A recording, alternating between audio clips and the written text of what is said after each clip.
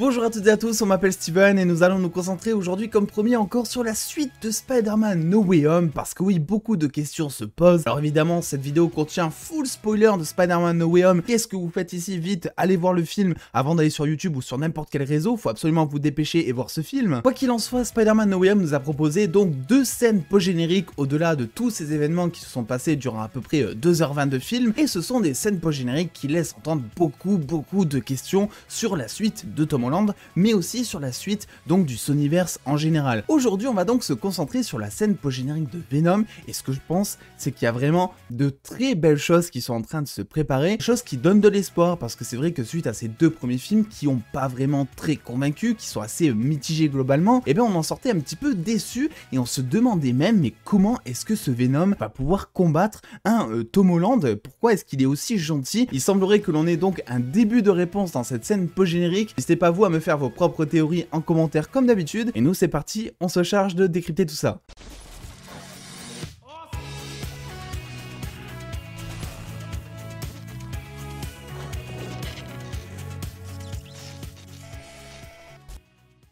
Mais avant de continuer, il faut impérativement que je vous parle d'un truc, parce que récemment j'ai vu Far From Home et j'ai vu Happy faire cette ignominie de choses. C'est quoi ton mot de passe? Mot de passe. Non, c'est ton mot de passe que je veux. Mot de passe, c'est le mot de passe en un seul mot. T'es le chef de la sécurité et ton mot de passe, c'est mot de passe? J'en suis pas fier moi non plus. Et je me suis dit que c'était le bon moment pour vous parler de NordPass, pour éviter de passer pour un chef de la sécurité assez débutant. Happy, si tu regardes cette vidéo, tout ça c'est pour toi frérot. Dans la vraie vie, il n'y a pas de variant, pas de double de soi. En tout cas, c'est ce qu'on pense. Sauf que si quelqu'un met la main sur, par exemple, votre compte Amazon, et ben il a accès à votre nom, prénom, adresse, numéro de carte bleue, et il peut aussi, si c'est le même mot de passe, gratter votre compte Netflix. Et ça, c'est le pire, personne ne veut ça. NordPass est donc la solution à ce manque de vigilance. Il est notre rempart face à la flemme inconsidérable de trouver un mot de passe différent à chaque fois. On est ici sur un énorme outil de cybersécurité créé par les experts même de NordVPN, et indispensable si vous voulez naviguer rapidement sans vous prendre la tête tout en restant sécure. Si vous voulez vous inscrire sur un site, NordPass se charge de générer un mot de passe complexe, plus besoin de tout retaper ensuite,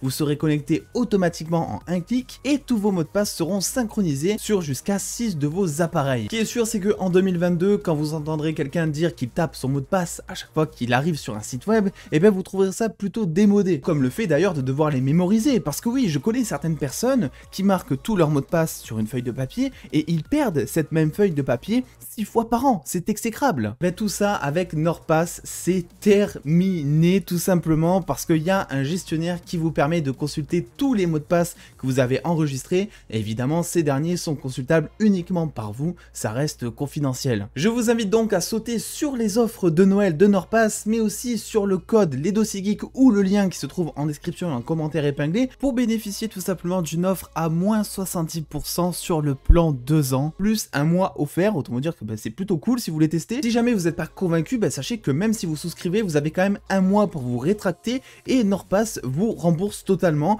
Donc j'ai envie de dire, Happy, oui, je m'adresse à toi qui regarde cette vidéo maintenant, fais ton curieux, c'est quoi ce chef de la sécurité qui met mot de passe en mot de passe? Merci du coup à NordPass de me faire confiance pour cette vidéo, toutes les informations sont en description et dans le commentaire épinglé, et nous c'est parti, on se charge de décrypter le reste de la vidéo. La première interrogation qui se pose, c'est comment est-ce que Venom est retourné dans l'univers de Peter Parker. On avait déjà des doutes concernant la scène post-générique de Venom 2 et on se doutait que c'était en fait le sortilège de Doctor Strange que l'on avait donc aperçu dans la bande-annonce qui ramenait Venom dans la réalité de Peter. Mais c'est vrai que ça semble pas très raccord au final parce que Eddie Brock ne connaît absolument pas de base l'identité de Peter et le sortilège est fait pour amener les personnages qui connaissent l'identité de Peter. Alors comment ça se fait que Venom soit dans cette réalité? En fait, rappelez-vous, dans la scène post-générique de Venom 2, au moment où Venom et Eddie sont allongés sur le lit, celui-ci lui fait part que effectivement toutes les connaissances des symbiotes, une base de connaissances donc qui est élargie sur tous les univers, il le précise bien, tout ça est partagé entre tous les symbiotes. Et vu qu'il parle de connaissances de plusieurs univers, il semblerait aussi qu'il y ait plusieurs symbiotes dans plusieurs univers. Sinon, comment est-ce qu'il ramènerait des connaissances d'autres univers? Vous allez m'expliquer. Et du coup, c'est tout simple. Dans Spider-Man 3, on a eu un Venom qui était certes d'un autre univers, mais qui lui connaissait l'identité de Spider-Man Peter Parker. Je pense que ça me paraît donc être la solution la plus logique quant au fait que Venom connaissent l'identité de Spider-Man, qui sait qu'il est Peter Parker, tout simplement parce que les connaissances du Venom de Spider-Man 3 étaient connectées à tous les autres symbiotes, dont le Venom de Symbiote, le symbiote de Venom, dont Venom de Tom Holland. C'est bon, on va y arriver. Maintenant qu'on a fait le point là-dessus, on a vu quelque chose,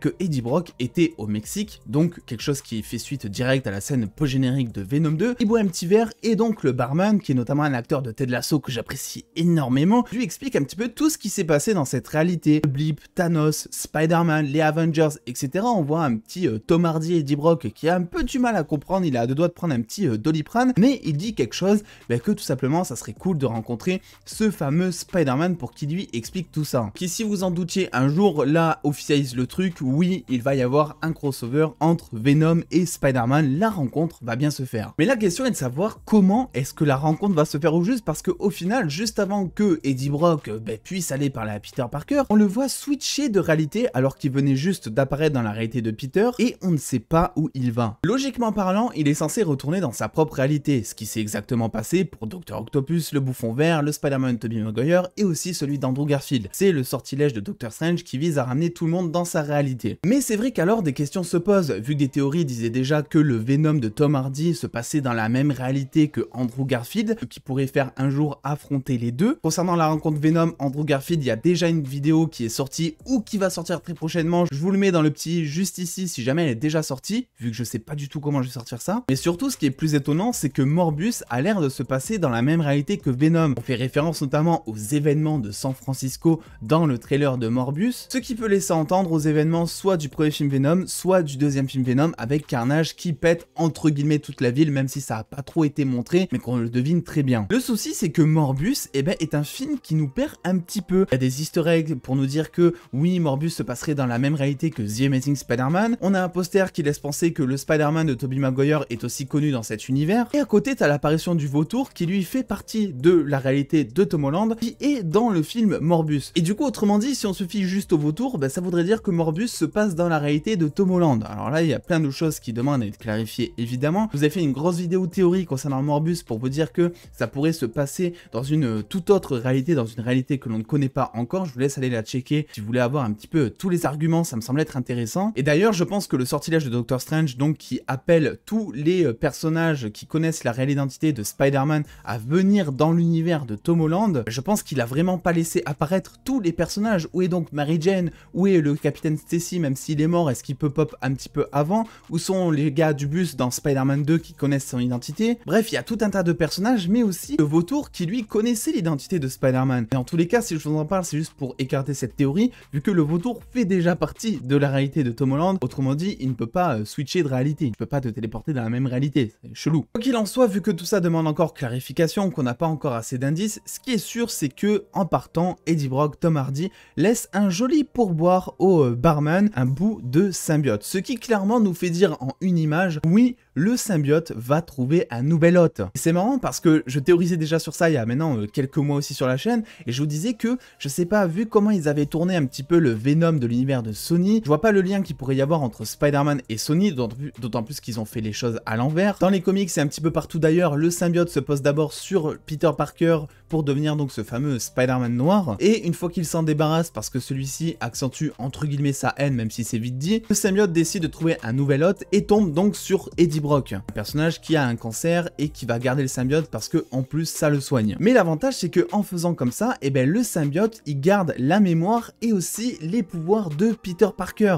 ce qui en fait d'ailleurs un grand danger pour Spider-Man, vu que Venom est le seul personnage à être immunisé face au sixième sens d'araignée de Peter. Il ne peut absolument pas le voir venir. Maintenant, vu qu'ils nous ont fait le truc totalement à l'envers, comment est-ce que Venom, dans cette réalité donc cinématographique de Marvel, pourrait devenir méchant? Comment est-ce qu'il pourrait affronter un Peter Parker Tom Holland? Moi, je vous avais dit il y a quelques mois que la seule manière d'y arriver pour avoir un Venom méchant comme on le souhaite, c'était un changement d'hôte, ce qui signifierait tout simplement que Tom Hardy parte et laisse le Venom à quelqu'un d'autre. En tout cas, dans la réalité du MCU, dans la réalité de Tom Holland. Et là, je sais pas ce que vous en pensez, mais c'est clairement ce qui va se passer, en fait. C'est-à-dire qu'il y a un bout de symbiote dans la nature. Pour survivre, il va forcément devoir se lier avec quelqu'un. Et du coup, à cela, il y a deux théories, et la dernière me semble être la plus probable, et je vous en avais d'ailleurs parlé sur la chaîne avant même de voir No Way Home. Déjà, tout d'abord, la première théorie, parce qu'elle est possible, ça serait de dire que le symbiote posséderait Flash Thompson. Ce qui pourrait être raccord parce que Flash a le même même âge que Peter, qu'il a aussi ce désir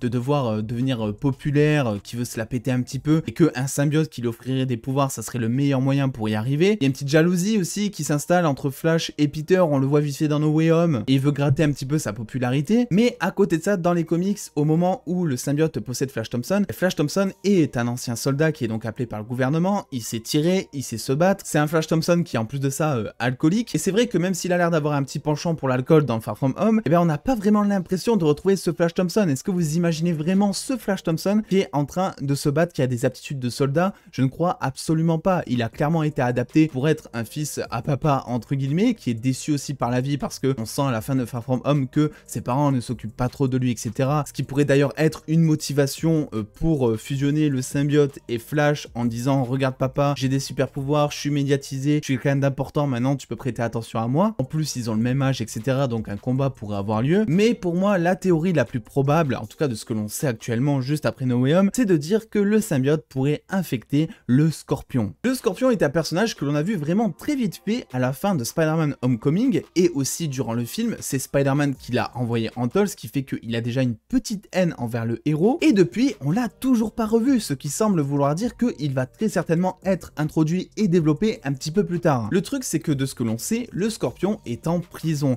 mais là encore plein d'événements sont inconnus à notre cerveau tout simplement. Il y a eu le snap de Thanos, ce qui veut dire qu'il a pu être éclipsé pendant 5 ans et que quand ils reviennent 5 ans après, sa peine soit tout simplement terminée, qu'il puisse sortir ou qu'il puisse même pop tout simplement ailleurs d'une prison. Le Scorpion Venom est en plus connu dans les comics pour être le plus violent de tous, ce qui l'a raviré les fans vu que tout ce que l'on attend c'est d'avoir un Venom violent, au contraire donc des 2 précédents films. Et en plus de ça, le Scorpion Venom rejoint la team des Thunderbolts, une équipe donc qui est composée de super méchants et qui depuis Falcon and Winter Soldier, avec le recrutement de US Agent par Valentina de Fontaine, est sous rumeur un jour d'apparaître dans le MCU. Donc oui, ce bout de symbiote pourrait aller sur le Scorpion. Quant à savoir comment est-ce que le Scorpion se retrouverait au Mexique, ça on n'en sait rien. Comme je vous ai dit, il peut s'évader de prison et décider d'être en cavale un petit peu à la Prison Break au Mexique pour justement ne pas se faire choper. Et en plus de ça, le poteau rose, c'est quand même que le Venom Scorpion a été donc vaincu par Spider-Man, les 4 Fantastiques et Daredevil, soit des personnages qui sont officiellement prévus pour apparaître prochainement dans le MCU. Je sais pas vraiment comment ils vont lier ça vu que le Daredevil de Charlie Cox, qui est maintenant officiel dans No Way Home, a plus l'air d'être prévu sur des choses plus, on va dire, arts martiales, notamment liées avec Echo. Il a l'air aussi d'être en route pour devenir le Daredevil jaune, mais ça on en parlera un petit peu plus tard. Mais à chaud, après la sortie de No Way Home, ce sont pour moi les 2 théories les plus probables d'apparaître, soit Flash Thompson qui devient donc ce fameux agent Venom, qui est un petit peu gentil, qui est un ancien soldat, adapté évidemment pour le MCU ou pour l'univers de Tom Holland, mais aussi de l'autre côté le fameux Scorpion,